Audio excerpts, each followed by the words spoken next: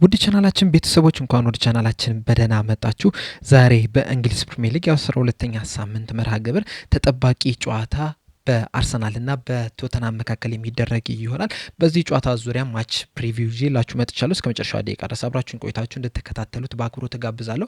እናንተም በዚህ ጨዋታ ዙሪያ ያላችሁን ሀሳብ እንደዚሁም ደግሞ የጨዋታ ግምታችሁን እንዳለ ኮሜንት ሴክሽን ላይ በመጻፍ ታሳውቁኝ ዘንድ በአክብሮት እጠይቃለሁ። ሰብስክራይብ፣ ላይክ፣ ሼርም እያደረጋችሁ የቻናሉ ቤተሰብ እንድትሆኑም በአክብሮት እጠይቃለሁ። አሁን በቀጥታ ወደ ጨዋታው የምንገባ ይሆናል። በዛሬው ዕለት እንግዲህ በተለያዩ ሊጎች የተለያዩ ጨዋታዎች ይደረጋሉ። ከነዚህ ጨዋታዎች ጥቆማ በመጅ ስንጀምር በስፔን ላሊጋ ምሽት 5 ሰዓት ላይ ኤልቼ ከሪያል ማድሪድ ጋር የሚገናኙ ሲሆን በጣሊያን ሴሪአ ከቀኑ 11 ሰዓት ክሬሞኔስ ከሮማ እንደዚሁም ደግሞ ምሽት 4 ሰዓት ከ45 ኢንተር ሚላን ከኤሲ ሚላን የሚገናኙበት ትልቅ ጨዋታ ይኖራል።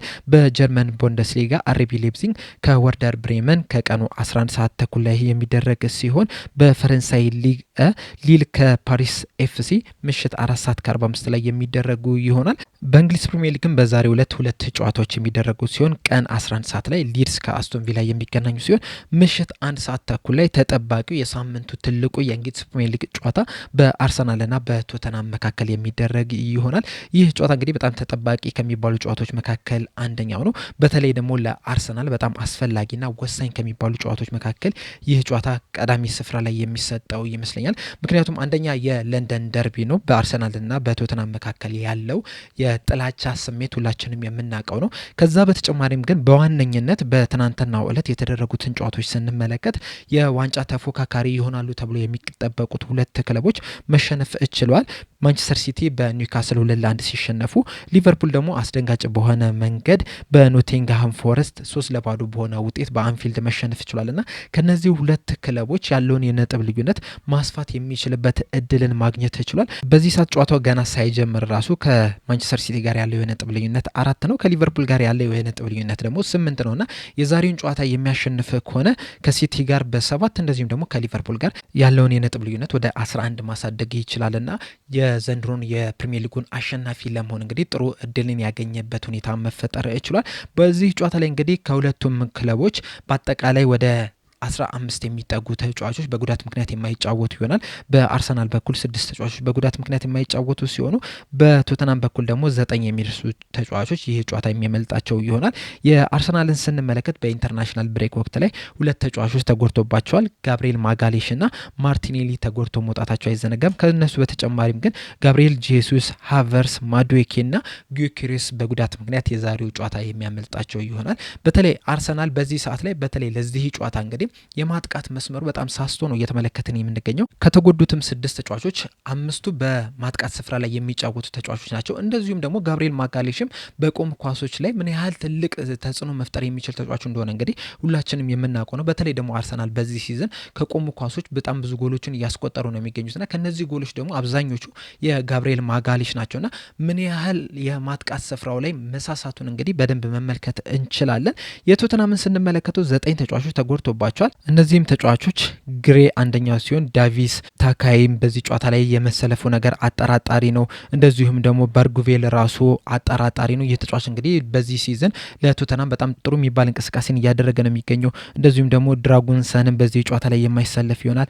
ማዲሰን፣ ቢሱማ፣ ክሎዞፍስኪ እንደዚሁም ደግሞ ሶላንኪም በዚህ ጨዋታ ላይ የማይሳተፉ ይሆናል። በእርግጥ ከነዚህ ተጫዋቾች መካከል 4ቱ ምናልባትም በዚህ ጨዋታ ላይ ሊሰለፉ የሚችልበት እድል አለ። ቢያንስ ተቀይረው ሊገቡ የሚችሉበት ቅድም እንዳልኳችሁ በርግቬን በዚህ ጨዋታ ላይ ሊሰለፍ ይችላል። እንደዚሁም ደግሞ ታኪም፣ ተከላካዩ ዴቪስ እንደዚሁም ደግሞ ሁለገቡ ተጫዋች የሆነው ግሬም በዚህ ጨዋታ ላይ ሊሰለፉ የሚችሉበት እድል አለ።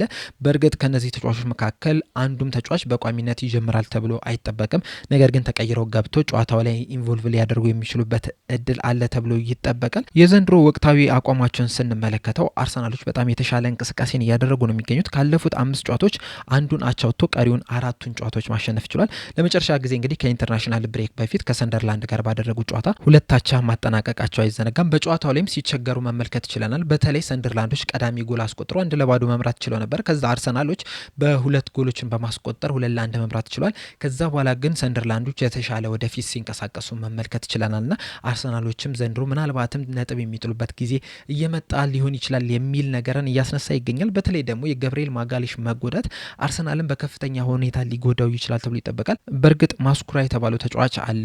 በሳሊባን ተክቶ ሲገባም ጥሩ ሲንቀሳቀስ መመልከት ችለናል። ነገር ግን ደግሞ የጋብሪኤል ማጋሌሽን አይነት እንቅስቃሴ ያደርጋሉ የሚለው ነገር ትልቅ ጥያቄ ነውና ምናልባትም በዚህ ጨዋታ ላይ ነጥብ ሊጥሉ የሚችሉበት እድል አለ።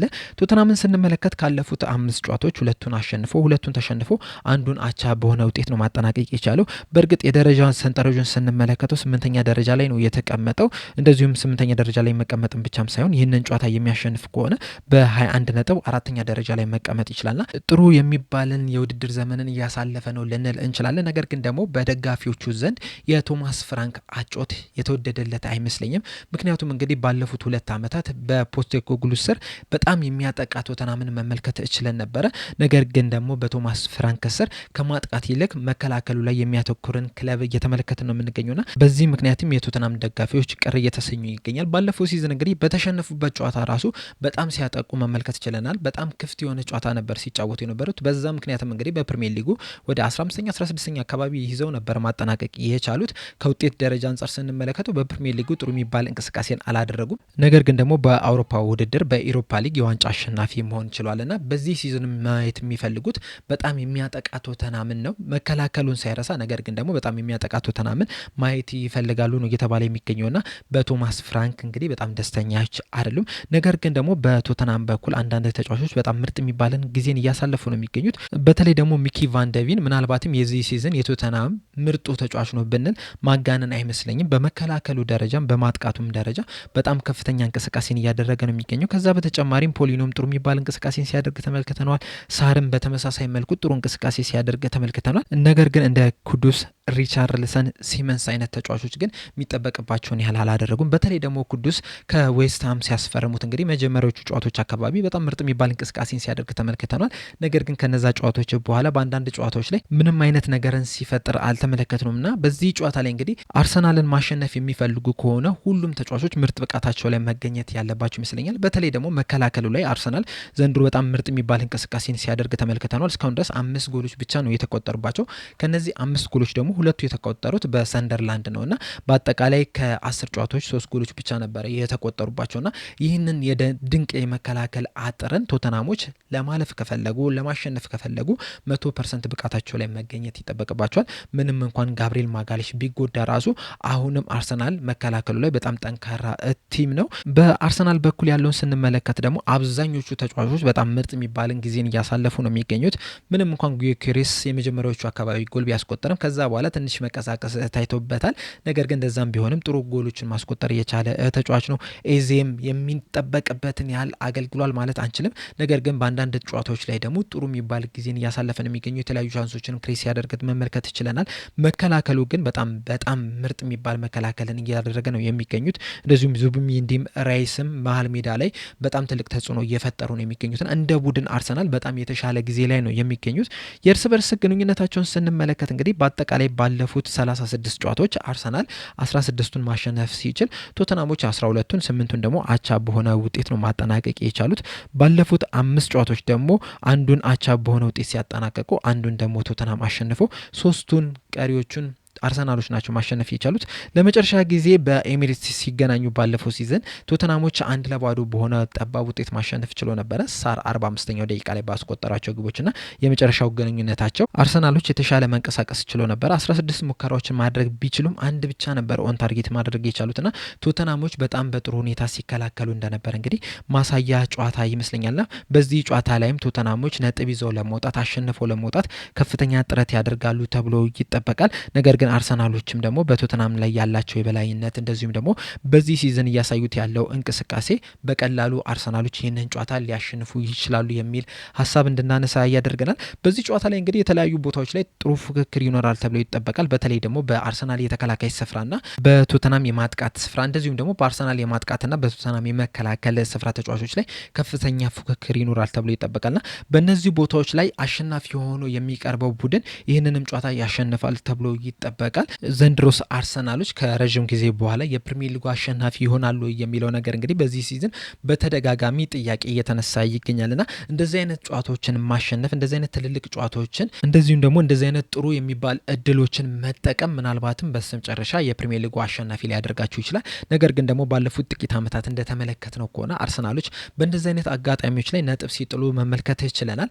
በተለይ አምናም ካቻምናም ከዛ በፊትም የነበሩትን ጊዜያቶች ስንመለከት በዋነኝነት ያለፈውን ሲዝን ስንመለከት ሊቨርፑሎች ነጥብ በጣሉባቸው ጨዋታዎች ላይ አርሰናሎችም ነጥብ ሲጥሉ መመልከት ይችለናልና ትናንትና የሲቲም የሊቨርፑልን ነጥብ መጣል ለአርሰናሎች በጣም ትልቅ ቫልዩ አለውና የዛሬን ጨዋታ የሚያሸንፉ ከሆነ ምናልባትም ዘንድሮ አርሰናል አሸናፊ ነው ብለን ገና ከወዲሁ በእርግጠኝነት መናገር የሚቻልበት እድል ሊፈጠር ይችላል ብዬ አስባለሁ። ነገር ግን ደግሞ ይህ ጫና ዘንድሮ አርሰናሎች ፕሪሚየር ሊጉን ያሸንፋሉ የሚለው ወሬ እንግዲህ አርሰናሎች ላይ ትልቅ ጫና እንዳይፈጥርም ስጋት አለኝ። ይህንን ጫናስ መቋቋም የሚችሉ ተጫዋቾች አሏቸው ወይ የሚለው ነገር ትልቅ ጥያቄ ነው የሚሆነው። በእርግጥ ያለፉትን 3 ዓመታት በተከታታይ ሁለተኛ መውጣታቸው ምናልባትም ይህንን ጫና ለመቋቋም የሚያስችል ደረጃ ላይ ደርሷል ልንል እንችላለን። ነገር ግን ደግሞ ከዚህ በፊት በነበሩ ሲዝኖችም በዚህ ደረጃ ላይ አንደኛ ደረጃን ይዘው መሄድ ችለው ነበር። ነገር ግን ማንቸስተር ሲቲ ከኋላ ተነስቶ ፕሪሚየር ሊጉንም ሲበላ መመልከት ችለናልና ይህንን ጨዋታ የሚሸነፉ ከሆነና ነጥብ የሚጥሉ ከሆነ ምናልባትም የዘንድሮንም የፕሪሚየር ሊግ ዋንጫ ላናሸንፍ